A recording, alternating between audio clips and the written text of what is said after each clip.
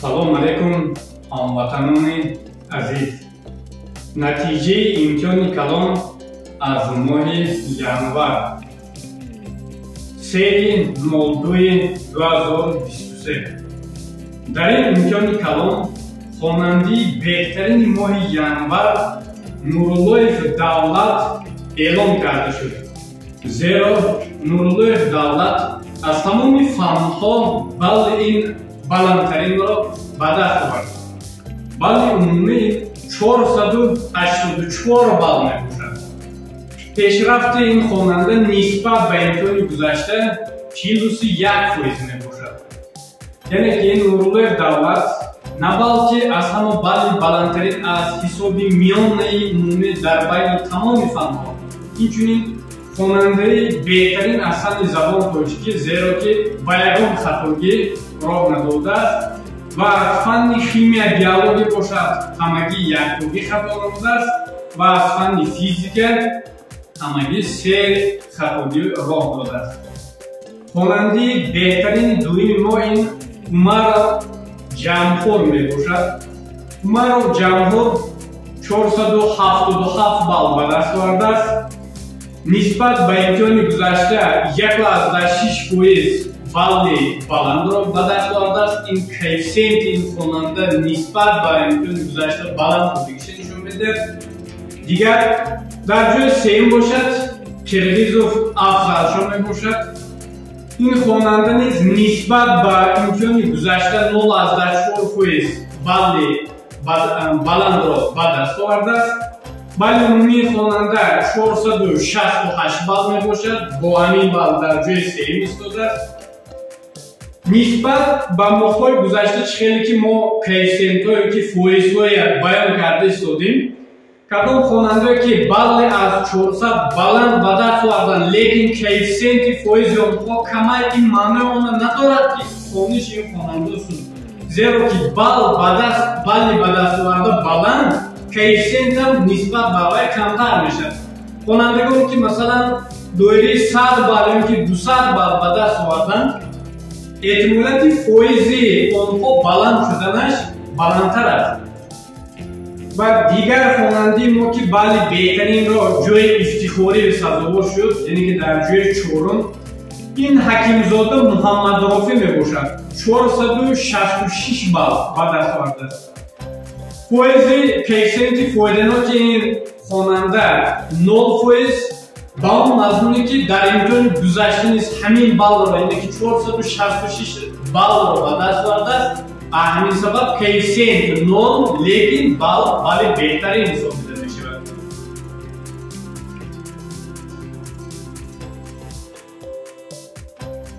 хонандаи навбатии мо Раҳматбоев Меҳроҷ. Раҳматбоев Меҳроҷ 452 балл ба даст овардааст. нисбат ба имтиҳони гузашта 4% баланд баллро ба даст овардааст. ин албатта дар ин хонанда пешравиро нишон медиҳад. баъдан дар ҷои 6-ум Салоҳиддинзода Хурсамурод 460 балл ба даст овардааст. коэффициенти фоиданоки 6.6% мебошад. нисбат ба имтиҳони гузашта 6% балли зиёдро ба даст овардааст. гарчанде боз такрор мекунам, гарчанде фоиз паст, лекин баллҳое ки доираи 400 балл ресиданд баъд хеле баланд ҳисоб мешавад дар ҳолати плюс будан, яъне ки мусбат будани фоиз. дар ҷои 7-ум Субҳонов Сипер 429 балл ба даст овардааст. нисбат ба имтиҳони гузашта 1.4% балли баланд ба даст овардааст. ин хонанда биам низ пешравӣ дида мешавад. дар ҷои 8-ум Мирбобоева Сабрина 428 балл ба даст овардааст. нисбат ба имтиҳони гузашта ин балли кам ҳисобида мешавад, зеро ки 0.8% минус, яъне ки ин хонанда ба нисбат ба моҳи гузашта ба оқиб рафтан мушоҳида шуда истодааст. дар ҷои 9-ум Саидуллоев Хироҷиддин мебошад. Саидуллоев Хироҷиддин 400 балл ба даст овардааст. ин нисбат ба моҳи гузашта балли беҳтарин ҳисоб мешавад, зеро ки коэффициенти фоиданокии ин хонанда 3.2%, این پیشرفت خواننده نشون میده. در جای دهم حسین و فاطمه 398 بال به دست آورده است. نسبت به امتحان گذشته 3% پیشروی دیده میشه، یعنی که بال 3% زیاد میباشد. در جای 11 مجید زیارتشاه 386 بال به دست آورده است. این البته نسبت به امتحان گذشته کوفیشنت منفی را نشون میده، زیرا که مینوس 7.6% بال کم به دست آورده است، یعنی که این در امتحان گذشته از 2400 بال بالند به دست آورده است. در این امتحان اکتیو رفتن مشاهده شده است. در جای 12 قهارов امیرجان بال 367 بال میباشد. نسبت به امتحان گذشته خیلی پیشروی زیاد دیده میشه، زیرا که کوفیشنت فایده‌ناکی این خواننده پلس 9.4%، یعنی که 9.4% نسبت به امتحان گذشته بال بلند رو به دست آورده است.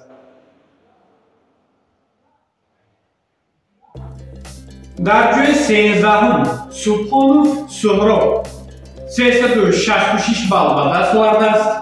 نسبت به امتحان گذشته 13.2% بلند میباشد. این البته پیشرفت این خواننده نشون میده. در جای 14 خولبکوف عبدالقیوم 361 بال به دست آورده است. نسبت به امتحان گذشته 13.4% بلند است.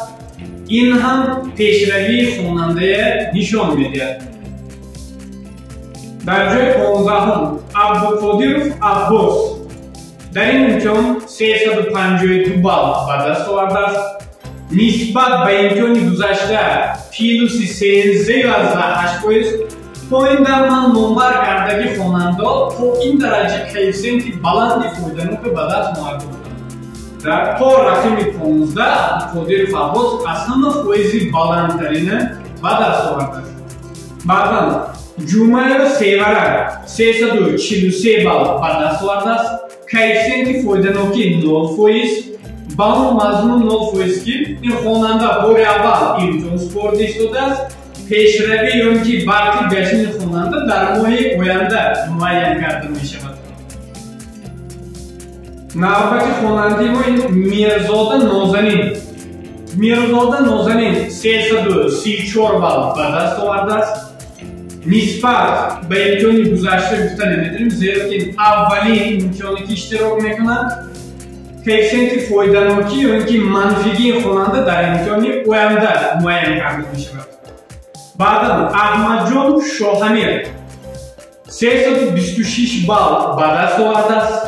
کوفیشنت فایده‌ناکی این خواننده 50%، یعنی که نسبت به امتحان گذشته در این خواننده پیشروی مشاهده کرده می شود. در جای 19 اسرائیلوف سلطانبک این خواننده 325 بال به دست آورده است. نسبت به امتحان گذشته خیلی پیشروی دیده میشه، زیرا که کوفیشنت فایده‌ناکی این خواننده پلس 15%، یعنی که پیشروی دیده می شود. بعدا صابرزاده دلسوزه این خواننده 316 بال به دست آورده است. نسبت به ماه گذشته کوفیشنت فایده‌ناکیش 10% میباشد. نسبت به همون امتحان آخران در این خواننده نیز پیشروی دیده می شود. بعدا فیض‌الدین‌زاده سمیر 315 بال به دست آورده است. نسبت به امتحان گذشته کوفیشنت فایده‌ناکیش 11%، یعنی در این خواننده نیز پیشروی دیده می شود. بعدا سمادوف دلیر 295 بال به دست آورده است. این البته بال پست نسبت به امتحان گذشته کوفیشنت فایده‌ناکیش 4%، مینوس 4%، یعنی که در این خواننده با جای پیشروی برخی گشتن مشاهده می شود. البته در این خواننده سبب‌های معین بود. بعدا دیگر خواننده ما سفرقلوف محمدجان 293 بال به دست بال آورده است. این البته نسبت به امتحان گذشته در این خواننده پیشروی دیده میشد، زیرا کوفیشنت فایده‌ناکی 15.8% این بهترین کوفیشنت شمرده میشد در حالی که در امتحان آینده نیز همین کوفیشنت قید کند. نسبت به امتحان گذشته پیشروی دیده میشد. بابای سوبیه در این امتحان 291 بال به دست آورده است. کوفیشنت فایده‌ناکی 0%، زیرا که در امتحان گذشته نیز همین بال را به دست آورده بود. در این خواننده نه باقی گشتن نه اون که به پیش رفتن دیده می شود. بعدا اشمراد و سهراب 288 بال به دست آورده است. در این خواننده کمی پیشروی دیده می شود، زیرا که 2.4% بلند نسبت به امتحان گذشته. شیرالیف عثمانلی 288 بال به دست آورده است. نسبت به امتحان گذشته کوفیشنت فایده‌ناکی 13.4%. یا البته کوفیشنت فایده‌ناکی بلند می باشد نسبت به امتحان گذشته.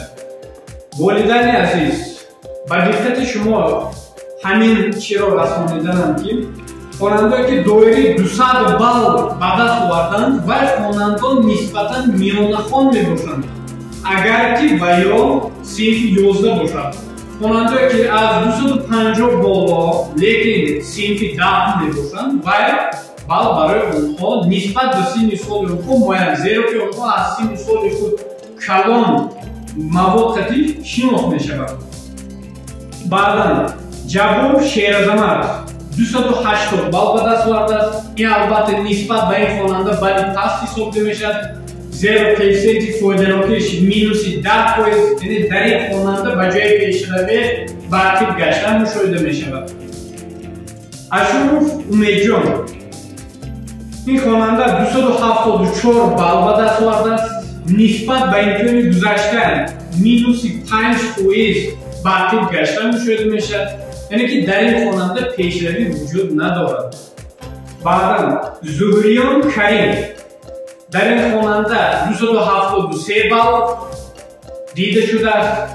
کوفیشنت فایده‌ناکیش -6.2%. البته نتیجه بد است، زیرا که نسبت به امتحان گذشته 6.2% ولی کم به دست آورده است. رجب سلمان 270 بال به دست آورده است. این بال کم، لیکن در این خواننده کمی پیشروی دیده میشد، زیرا که نسبت به امتحان گذشته 2.2% ولی بلند به دست آورده است. بعدا عمر سید عباس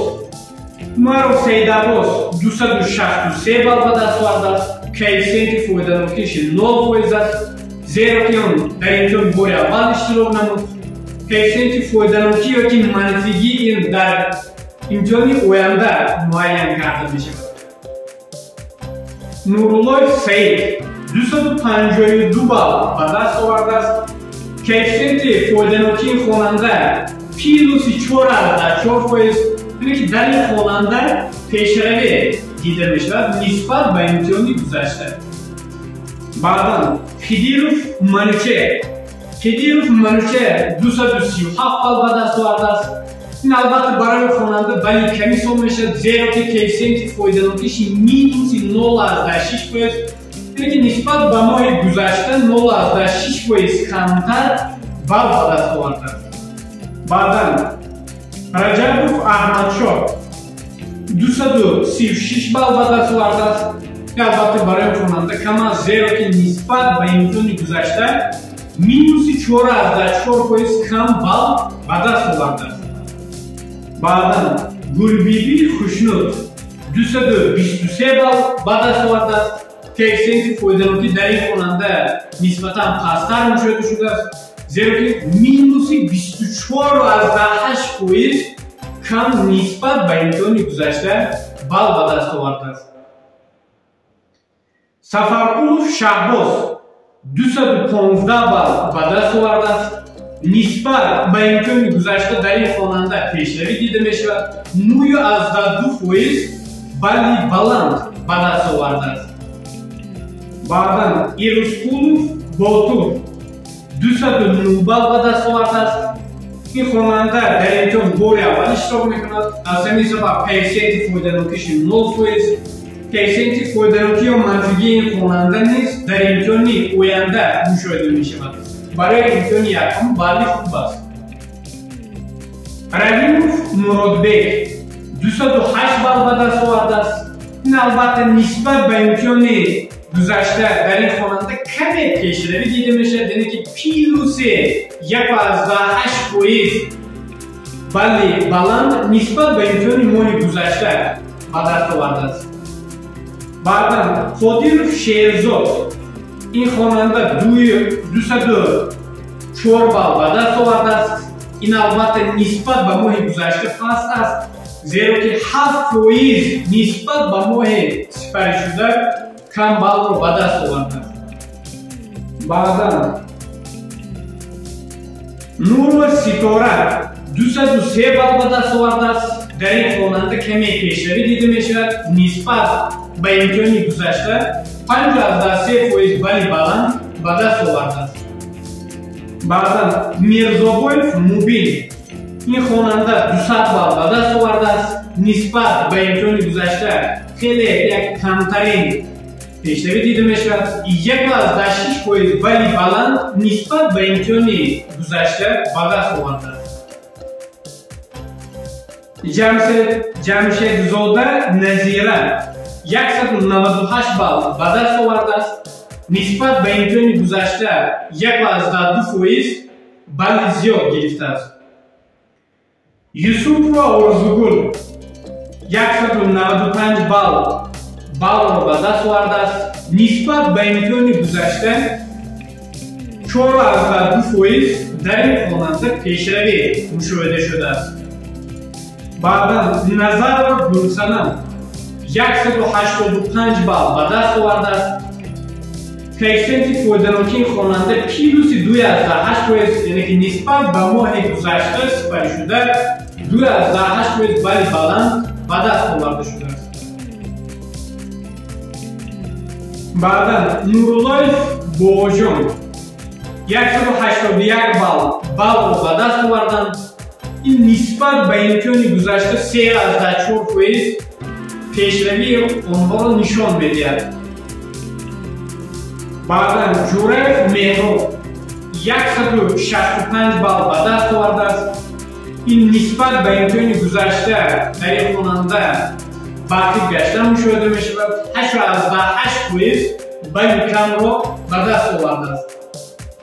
раҳмонов суннатилло 163 баллро ба даст овардааст. дар ин хонанда пешравӣ дида мешавад, 19.6% балли зиёд нисбат ба моҳи гузашта ба даст овардааст. олимов самрат 161 баллро ба даст овардааст. дар ин хонанда коэффициенти фойданоки 0%, зеро ки бори аввал дар ин имтиҳон иштирок намуд. парпопова ибодат 160 балл ба даст овардааст. нисбат ба имтиҳони гузашта дар ин хонанда 2.6% пешравӣ дида мешавад, яъне ки нисбат ба моҳи гузашта 2.6% балли зиёд гирифтааст. нурва идигул 159 балл ба даст овардааст. нисбат ба имтиҳони гузашта 8.8% зиёдтар аст. шокиров илҳомҷон 157 балл ба даст овардааст.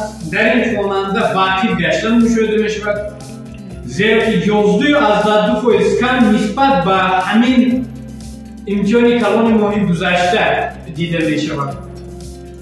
ҳузиев эҳсон 144 балл ба даст овард.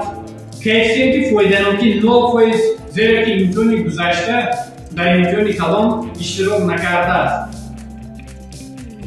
қодиров дамир 144 балл ба даст овардааст. дар ин хонанда як пешравии камтарин мушоҳида мешавад, 0.8% балли зиёд нисбат ба моҳи гузашта ба даст овардааст. бобоев ансорӣ 143 балл ба даст овардааст. дар ин хонанда низ каме пешравӣ, яъне ки 5.4% нисбат ба моҳи сифаришуда балли зиёдро ба даст овардааст.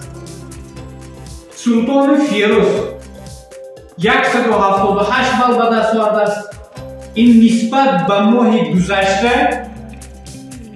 чи коэффициенти фоиданоки нофоиз, зеро ки моҳи гузашта ин хонанда дар имтиҳони калон иштирок надошт. Ашуров Комрон 119 бал ба даст овардааст. ин хонанда низ дар имтиҳони гузашта иштирок накарда буд. дар имтиҳони минбаъда хонандаое ки бори аввал иштирок мекунанд, коэффициенти фоиданоки ё ин ки баъди гаштани хонанда дар имтиҳони оянда барои ин хел хонанда мушоҳида карда мешавад. волидайни азиз, боз аз шумо эҳтиромона хоҳиш мекунам ки хонандагоне ки доираи 200 бал доранд, лекин онҳо хонандагони синфҳои 11 ҳастанд, ин бали паст барои онҳо ҳисобида мешавад.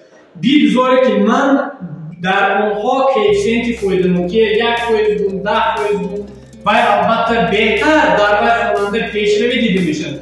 лекин бояд хонандаи синфи 11 доираи 200 бал зиёд, доираи 300 бал, доираи 400 бал гиранд. боз хонандагоне ки ҳақиқатан кӯшиши дохил намудан ба гурӯҳҳои буҷевӣ доранд, ҳатман аз 400 бал бали зиёдро ба даст оварданашон зарур аст. зеро имтиҳонҳои маркази миллии тестӣ рӯз ба рӯз наздик шуда истодааст. такрор мекунам, хонандаи беҳтарини моҳи январ Нуруллоев Давлат аз тамоми фанҳо эълон карда мешавад.